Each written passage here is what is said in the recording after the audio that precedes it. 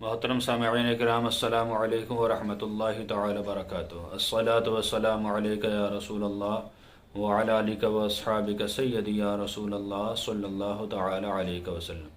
سائل نے سوال کیا کہ حضرت، اگر کوئی انسان نماز فجر میں آیا اور جماعت ہو رہی تھی تو کیا وہ سنتیں پڑھے یا جماعت میں شامل ہو؟ دیکھیے حضرات، بہت عام فہم مسئلہ ہے، سب کو معلوم ہے تقریباً، لیکن پھر بھی بتانا ہمارا فرض ہے۔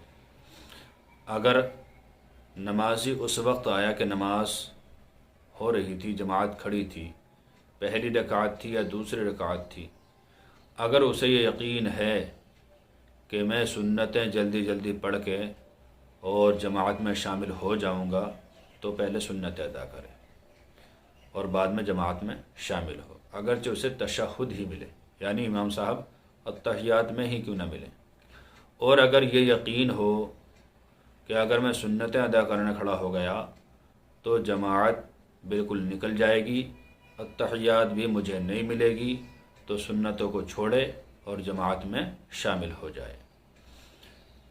اور اگر ایک رکعت چھوٹ گئی ہو تو اسے ادا کرے۔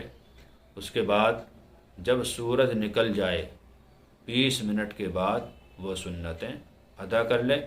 ان سنتوں کا اس کے لیے ادا کرنا مستحب ہے۔ اللہ تعالیٰ سے دعا ہے کہ اللہ تعالیٰ ہمیں صحیح دین سیکھنے کی توفیق عطا فرمائے۔